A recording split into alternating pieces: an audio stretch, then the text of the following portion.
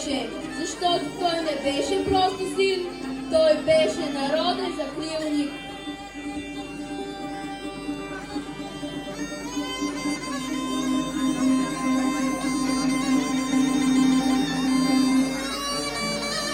О, планино, защо ми взе сокола?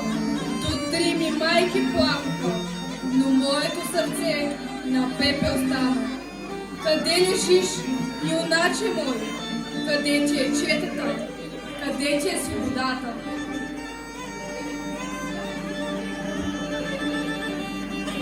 Стани ми, сине, стани ми, да видиш родна вдовица, виша, прекършена и като попълна буря. Сосем сираца е дошла, сине мой, войводо, а девети сирак още внука и плаче за бащина Милука. Стани, прегърни ми, да давно ни олекне. Татко, събуди се, студено е без твоя огън. 8 сме сираци, 9 е внука. Кой ще ни брани, кой ще ни учи? Стани, войводо, стани за нас!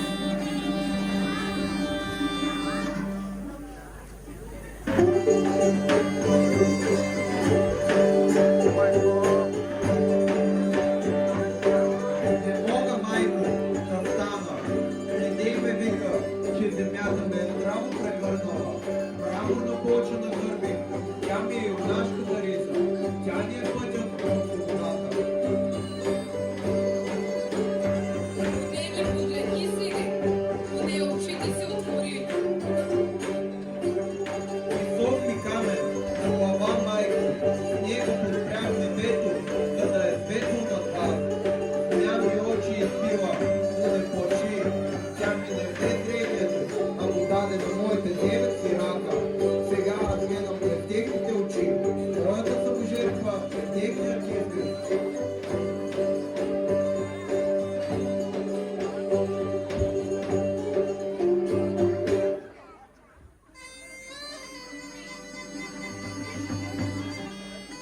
Майката плака, не изправи кръв, защото юнакът не умира, а продължава да живее в сърцата на онези, които го помнят и които песни за него пеят.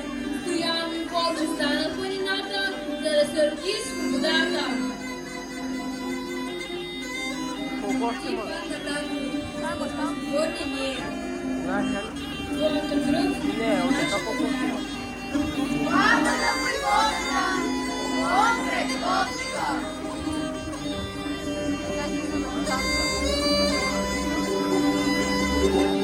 Спи спокойно, сине, докато песента ти се пее, България е жива.